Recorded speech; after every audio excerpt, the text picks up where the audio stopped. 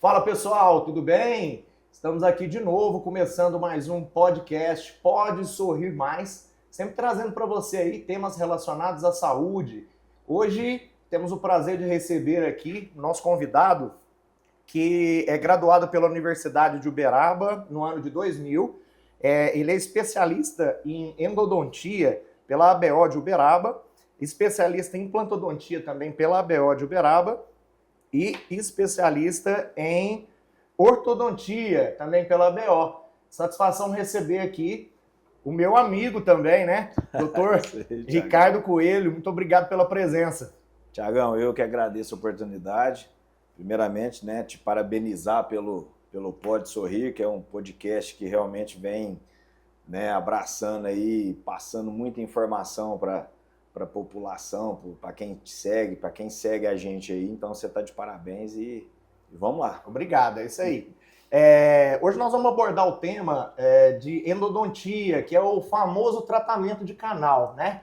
Quem aí já não ouviu falar do tratamento de canal, precisou de fazer um tratamento de canal, teve alguém que precisou, né? Doutor, o que gerou assim, esse interesse em você começar a trabalhar com essa área? Tiagão, primeiramente, cara, foi uma questão de necessidade, né? Uhum. Porque quando a gente forma, a gente não tem aquela clientela, até você formar uma clientela, ter pacientes, né? Então, eu montei meu consultório e, assim, normalmente o paciente procura o dentista quando ele está com dor. Sem dúvida. E dor, 90% dos casos é canal. Uhum. E assim, por uma necessidade de ter que, né, financeira, tinha que fazer.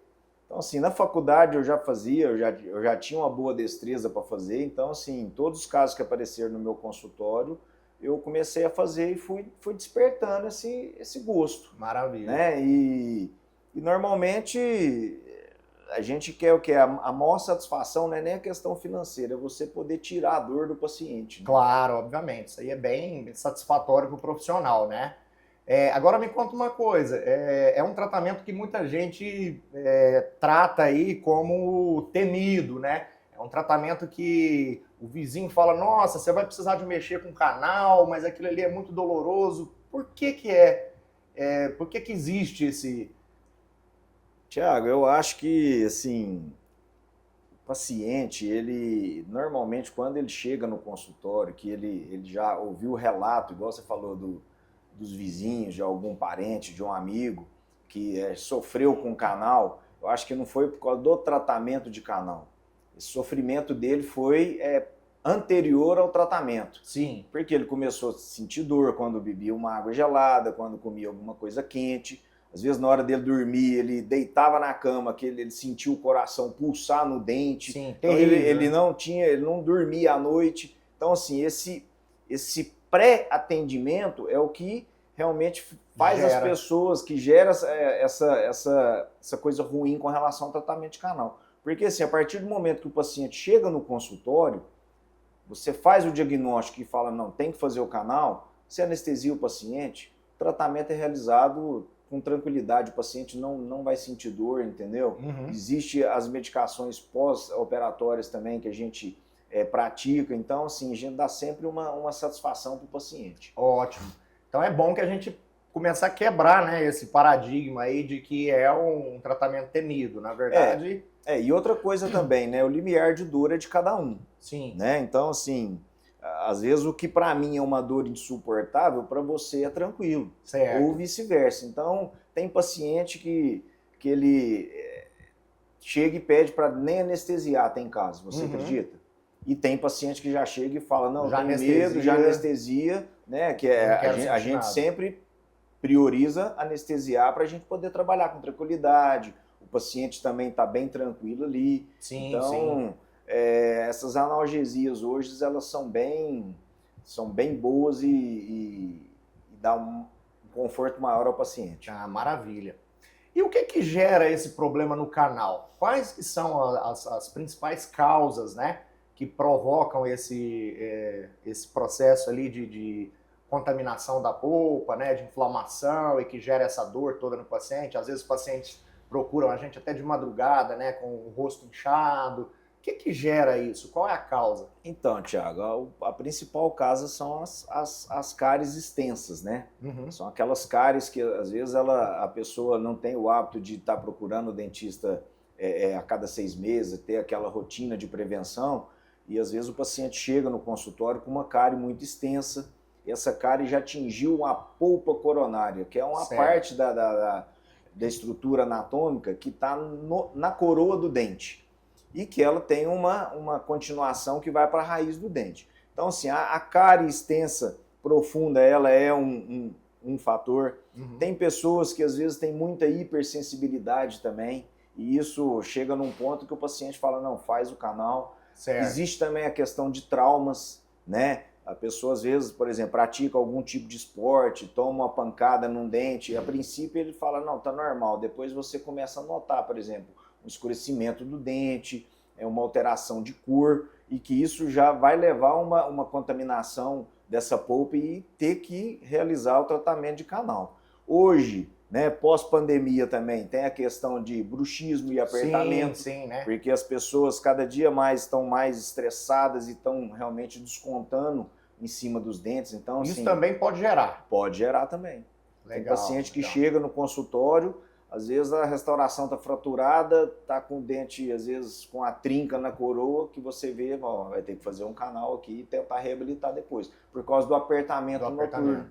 Entendi. Olha só que e interessante. E diurno, né, também. É bom a gente ver, porque isso aí é importante também a gente começar a tratar a causa, né? Isso. Para evitar que a pessoa precise de passar por esse processo. Tentar fazer o quê? A prevenção. Prevenção. Né? Por isso que a gente sempre fala, porque o paciente deve ir ao consultório a cada 6 meses para poder fazer essa prevenção. Uhum. Entendeu? Fazer essas avaliações, às vezes fazer um exame radiográfico, porque nenhuma cárie começa grande, toda cárie começa pequena. Certo. A partir do momento que a pessoa ela prioriza outras coisas e não dá valor nessa questão, essa cárie vai aumentando e a hora que vê o paciente procura a gente de madrugada, que nem você falou, né? Por quê? Porque a hora que vai deitar, às vezes essa pressão vai muito pro dente, sente o coração bater no dente, aquela dor.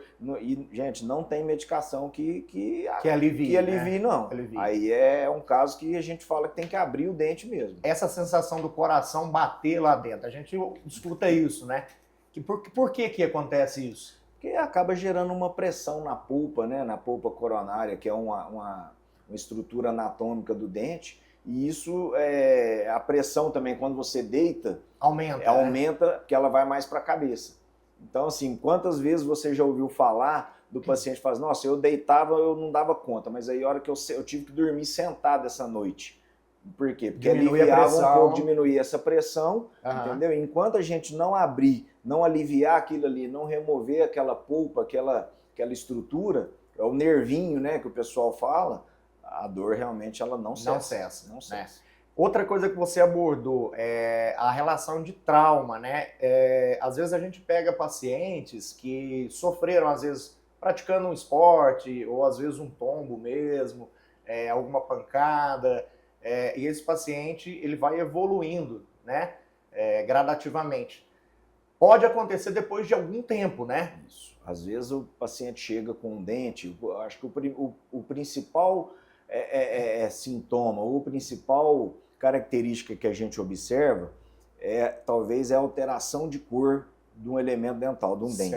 O paciente chega, às vezes ele tem um dente da frente que ele é um pouco mais amarelado, um pouco mais escuro do que os outros dentes. Entendi. E aí você faz uma radiografia, você olha, aquele dente não tem nenhuma restauração, não tem uma indicação, vamos dizer assim, radiográfica de indicação de canal. Aí você começa a conversar com o paciente através da anamnese. O que você faz? Você pratica o esporte? Eu jogo bola e tal, eu pratico luta. Você já teve uma vez que eu tomei uma pancada aqui no dente. E aí? Isso pode ter sido há algum tempo atrás. Pode ter sido há 6 meses, 1 ano, 2 anos. Entendi. Não tem uma época. E aí você vai fazer um teste de vitalidade, que é uma das formas de diagnóstico. A gente coloca um gelo no dente, esse dente não responde, o paciente não tem dor nele. Certo. Então isso aí já é uma característica de quê? De que essa polpa ela necrosou, ela morreu. Entendi. Então aí tem-se a necessidade de se tratar o canal. Ele perdeu aquela terminação nervosa. Terminação nervosa ali, perdeu aquela vitalidade que a gente fala. Isso aí provoca um processo aí que vai desenvolver um processo inflamatório infeccioso, vamos dizer, no periápice, na ponta da raiz do dente ali no osso, e em algum momento esse paciente vai ter a questão do edema, do inchaço, né? Daquela condição que vai estar mais agravada. Então, é uma característica. Não, perfeito. Então, assim, a pessoa teve algum desses problemas, ou a cárie, ou a pancada, essa questão do apertamento e tudo, desenvolveu um processo inflamatório, infeccioso no dente, vai precisar fazer o canal, te procurou. Como que é esse processo de realização do tratamento do canal? Porque o tratamento do canal a gente vai fazer para manutenção do dente, correto? Uhum. Como que funciona esse tratamento? Então, normalmente o paciente chega ao consultório ou ele vem por indicação de algum colega que não trabalha, porque hoje a odontologia, como a medicina,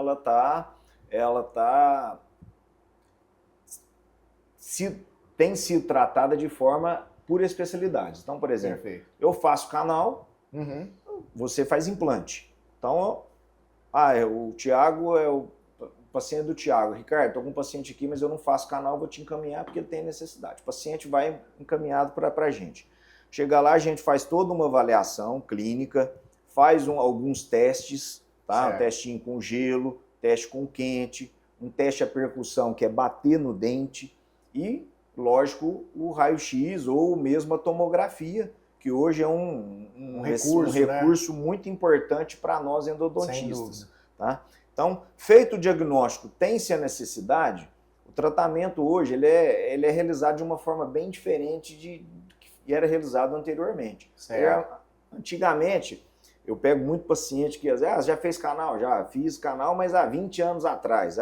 Tinha que ir várias vezes no consultório para poder fazer o tratamento. Trocar curativo, né? Isso. Hoje não. Hoje, a maioria, 90% dos casos, a gente faz tratamento quase que em sessão única. O paciente chega no consultório, a gente já faz o tratamento de canal e já finaliza esse tratamento no mesmo dia, na mesma sessão. Por quê? Porque hoje, devido aos equipamentos, né? Nós temos vários equipamentos hoje que possibilitam isso. E os estudos também, a literatura mostra que talvez essa troca de curativo que se tinha antigamente, talvez ela não tenha tanta eficácia. Porque hoje a gente usa, antigamente a gente ia fazer canal, o profissional ficava com as liminhas ali, que são os instrumentos que a gente usa para fazer canal, ele tinha que tudo usar manual. 8, 10, fazer na mão.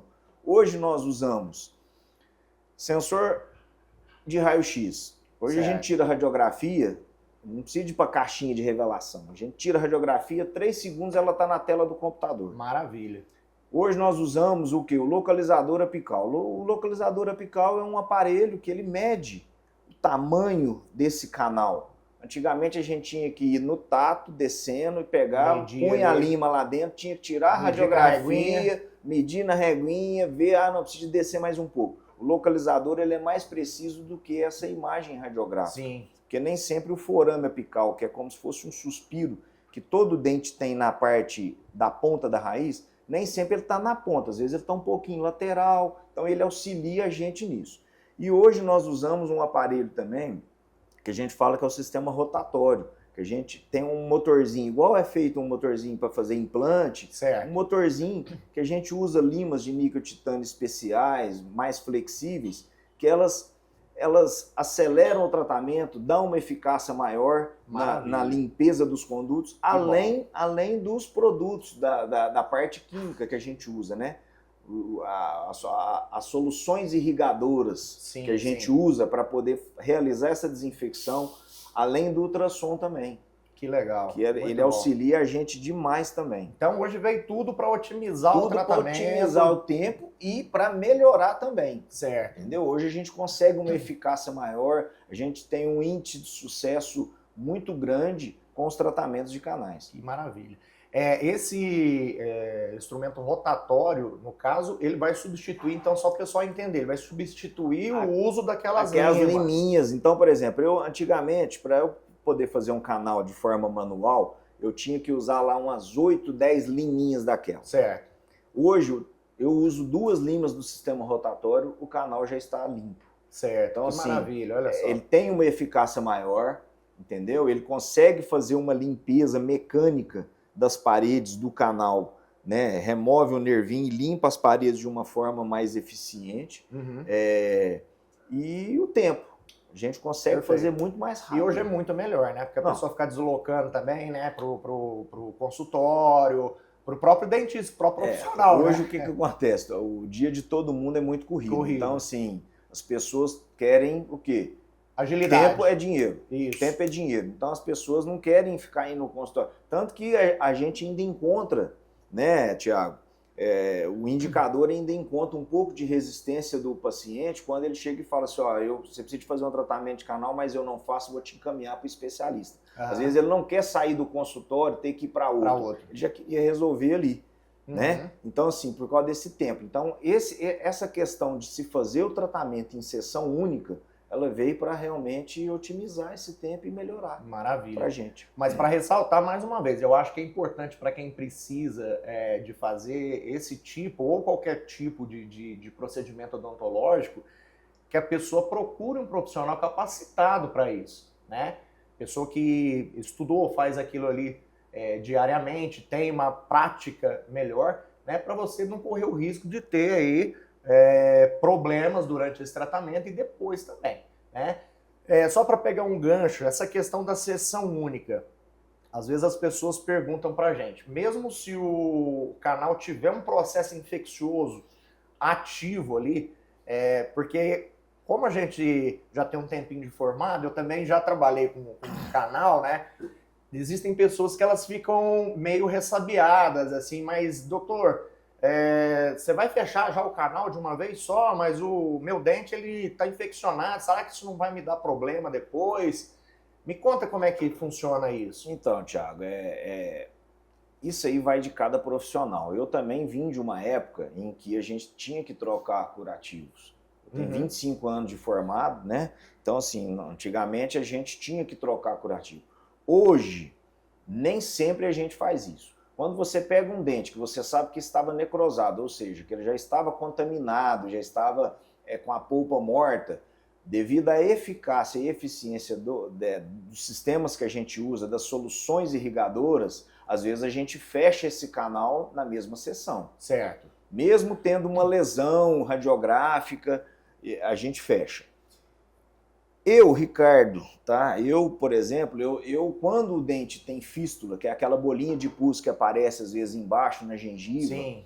Eu não gosto de fechar, mas a literatura diz que você pode fechar. Eu já fiz casos em que eu fechei, mesmo estando com aquela fístula, desde que você instrumente o canal, limpe e seque ele não está drenando nada, eu posso fechar. 2, 3 dias aquela bolinha já está cicatrizando. Certo. Mas assim, por uma questão de pessoal, às vezes nem sempre eu faço em sessão única. Entendi. Como eu disse, em 90% dos casos a gente faz. Entendi. E 10% às vezes a gente opta por fazer uma troca de curativo. Entendi. Eu também não fico fazendo curativos igual eu já fiz antigamente. Já põe o curativo 30 dias, o paciente voltava, né? Eu pegava, recolocava, trocava aquele curativo para obturar depois. Hoje eu só faço isso quando o dente está drenando secreção. Certo. Se aquela infecção ainda está persistente ali, clinicamente. Eu vou secar o canal, que a gente seca o canal com um conezinho de papel. Se aquele conezinho ainda está saindo molhado, eu não posso obturar o canal. Então eu tenho que ainda continuar com a medicação intracanal, às vezes entrar com a medicação sistêmica para realmente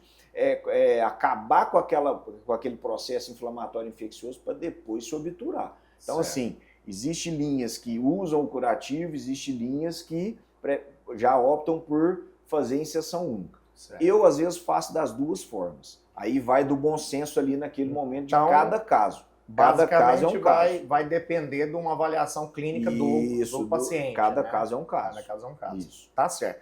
Fizemos o canal, o paciente saiu, tá tranquilo, já tá sem dor, já não tem problema nenhum. Como que funciona esse acompanhamento depois? Ele não precisa voltar mais no consultório, tá tudo tranquilo? O que acontece? Quando o paciente chega pra gente, a gente faz o canal e existe uma coisa que se chama proservação. Certo. Proservação é o quê? Um acompanhamento que a gente sugere que o paciente faça a cada 3 meses, 6 meses, ele, por exemplo, ele vai voltar, ele tem aquela periodicidade de voltar. Eu vou no Thiago 6 meses fazer limpeza. Sim. Beleza, então você vai sempre pedir para o Thiago tirar uma radiografia desse dente que nós fizemos no canal, ou você vai retornar aqui para mim, eu vou fazer essa radiografia para quê? Para a gente ter um comparativo de janeiro, por exemplo, com junho, com dezembro, para a gente ver qual a possibilidade de dar uma recidiva, certo. De dar uma recontaminação, de ver se o tratamento deu certo ou não. Por quê? Em 92% dos casos, tratamento de canal, você faz tratamento de canal, ele nunca vai te dar problema na sua vida. Certo. Em 8% mais ou menos, ele pode dar alguma recontaminação. Eu ia te fazer essa pergunta agora, se o tratamento de canal depois de feito, se ele tem algum problema. Então, você já me respondeu aí. Pode ser que sim. Pode ser que sim. Nós estamos lidando o quê? A parte química e mecânica nós executamos, mas aí entra o organismo do paciente. O organismo, quando você pega um tratamento que às vezes ele tem uma lesão, que ele tem um processo inflamatório infeccioso, a gente vai lá e remove as causas, certo? Mas e aí, o organismo vai conseguir reparar aquela lesão? Isso vai depender também da natureza da pessoa, de cada um. Do organismo. Então, às vezes pode ser que essa lesão ela fique ali estagnada, você vai olhar a radiografia, daqui 2 anos a lesão está lá, mas ela está do mesmo jeito de 2 anos atrás. Entendi. Está assintomático? Vida que segue. Só fazendo um gancho com relação a essa imagem, né? Às vezes tem pacientes que chegam, que já fizeram canal com outros profissionais e a gente pega o raio-x e ainda existe aquele processo ali, né, que aparece aquele defeito ósseo. Uhum. Isso pode ser considerado, às vezes, normal. Às vezes pode ser considerado normal. Depende da comparação. Depende da comparação. É lógico que você vai pegar, às vezes, um tratamento. Eu fiz esse canal há 20 anos atrás. Nossa, se eu tivesse a radiografia da época com hoje... Por exemplo, eu tenho um caso de um paciente que é um médico cardiologista que ele me procurou para fazer um tratamento. E ele já chegou de cara para mim e falou, Ricardo, ó, eu tenho um canal que foi feito num dente aqui embaixo, que o canal, eu sei que ele tem uma lesão, mas esse canal eu fiz há 15 anos atrás, já tinha essa lesão e ela permanece da mesma forma. Por quê? Porque toda vez ele procura o profissional e tira a radiografia e faz um comparativo. Ele fala assim, ó, não precisa de mexer nesse dente. Ele mesmo já descarta. Entendi. Ele fala, não. Agora, quando a gente pega assim, a gente realmente fica naquela... Será que eu devo retratar? Por exemplo, eu vou fazer uma coroa de porcelana, uma peça, um dente de porcelana. Será que eu devo retratar? Então, assim, vai muito da sintomatologia do paciente, se a gente tem um comparativo da época. Eu, por exemplo, eu procuro saber muito quem foi, eu tento saber qual o profissional que fez. Se é um profissional que eu sei que é gabaritado, às vezes eu fico mais tranquilo. Ah, não, se foi o fulano que fez, tá tranquilo. Entendeu? Certo, não, agora tem casos que realmente já falam, não, ó, por precaução, vamos retratar esse dente, refazer esse canal, para a gente, a partir de então, começar a ter esse comparativo. Entendi. Ah, Ricardo, eu não quero retratar o canal. Então, nós temos que fazer esse acompanhamento. Então, você vai voltar daqui 3 meses, nós vamos tirar outra radiografia daqui 6 meses, entendeu? Para a gente poder ver se realmente essa lesão ela está estagnada ali, se ela está evoluindo ou se ela está evoluindo. E quando realmente é necessário fazer esse retratamento? Quando a pessoa está sentindo alguma dor ou... Então, normalmente o paciente chega, ou ele vem de 2 formas. Ele vem com a indicação do retratamento, porque às vezes o protesista, quem vai reabilitar, vê aquela lesão e quer retratar aquilo para ficar mais tranquilo, entendeu? Com relação ao trabalho que vai ser realizado. Ou às vezes o paciente volta com alguma sintomatologia, que pode ser essa bolinha, que é a chamada fístula, né? Na gengiva, logo acima do canal. Às vezes ele vem com uma dor ao mastigar, ao bater no dente, ele bate no dente, ele sente. Às vezes ele já vem com aquela dor pulsátil, latejante. Certo. E aí é onde que a gente entra com com a indicação, às vezes, da tomografia. Igual eu tinha comentado, que hoje a gente tem esse exame que ele auxilia muito a gente. É um recurso extremamente... Porque o que acontece? Bacana. O tratamento de canal, a gente trata os canais principais. Só que muitas das vezes a anatomia que varia de pessoa para pessoa, ela pode ter um sistema de canais ali, às vezes pode ter um canal recorrente, que é um canalzinho que sai do lado do canal principal, que a gente não consegue instrumentar, limpar aquilo ali. Certo. E às vezes aquilo ali vai gerar um novo processo que vai levar dor. E aí, como que é feito? Aí nós temos que tentar retratar esse canal, ou seja, remover todo o material que a gente usou da primeira vez que tratou, limpar tudo de novo, usar algumas soluções e produtos bem trabalhoso, que vão... né? Bem trabalhoso, que vai tentar fazer o quê? A limpeza daquele canalzinho e na hora da obturação, a gente tentar fazer ao máximo, levar bastante material para poder levar um cimento, para poder preencher aquela região que às vezes a gente não consegue instrumentar. Certo. Então esse é o retratamento de canal. Então a gente tem 2 trabalhos, desfazer o que foi feito e refazer. Entendeu? Entendi. Existem casos que você faz o tratamento, faz o retratamento e mesmo assim não dá certo? Pode acontecer. Aí é onde que a gente vai voltar atrás com relação ao quê? Se está tudo dentro do conforme, eu fiz todos os canais, eu tratei todos os sistemas de canais, a tomografia me mostra, a gente pede uma tomografia, a tomografia mostra que os canais estão obturados, mas aquela lesão às vezes ela está extensa, é sinal de que aquele dente a gente não vai conseguir melhorar aquilo. E aí, qual é o procedimento? Cara, aí é aquele negócio, a gente analisa muito custo-benefício. E aí, você vai arriscar tentar retratar esse canal novamente? E aí, pode ser que não dê certo. Essa lesão, ela vai levar a uma perda de osso e que pode o quê? Dificultar depois uma reabilitação, por exemplo, com implante. Então, a gente analisa muito custo-benefício. Tem que botar na balança. Compensa? Não. Eu já refiz, esse dente sempre me dá problema. Então, muitas das vezes a gente troca uma ideia com o indicador, com o paciente, explica, e aí vai se tomar a decisão. Ou extrai para colocar um implante, ou às vezes vai se tentar novamente um retratamento. Mas aí vai ficar sempre naquela dependência do organismo reparar aquilo ali. Maravilha! Eu acho que foi um bate-papo aqui bastante esclarecedor, né? Para quem tinha alguma dúvida com relação a esse tipo de tratamento, né? Queria deixar aberto aqui para suas considerações finais, né, doutor? E mais uma vez agradecer aí a sua presença aqui comigo, tá? Satisfação enorme recebê-lo. Eu que agradeço, Thiago. Eu quero só fazer algumas considerações. Seguinte, toda vez que a gente faz um tratamento de canal, a gente faz um selamento provisório e já determina para o paciente que ele deva retornar ao colega para que ele faça o trabalho definitivo o mais rápido possível. Certo. Para quê? Para evitar recontaminação. Porque muitos dos casos de retratamento, às vezes o paciente foi no meu consultório, eu fiz o canal, eu selo com um material provisório e reencaminho ele para o colega. E às vezes ele prioriza outras coisas, ele vai voltar 6 meses depois. E aquilo ali, se tiver uma reabertura, vai recontaminar. E aí ele vai ter que retratar. Então, isso pode causar o processo inflamatório infeccioso novamente. Entendeu? Então, assim, o paciente tem que realmente seguir aquilo que a gente pede. Certo. Tá? Com relação à preservação, o paciente deve fazer a preservação. Tá? Assim como ele deve procurar o profissional para estar fazendo aquela avaliação clínica, aquela limpeza a cada 6 meses, justamente para quê? Para evitar que se chegue num processo de canal. Como eu disse no início da nossa conversa, nenhuma cárie começa grande. Sim. Toda cárie começa pequena. Ressaltando a prevenção. Quando ela é diagnosticada no início, você vai, como diz, tratá-la no início, você vai ficar livre dessa possibilidade de ter que fazer o tratamento de canal. Perfeitamente. Então você deve procurar o seu profissional de confiança a cada 6 meses, tá?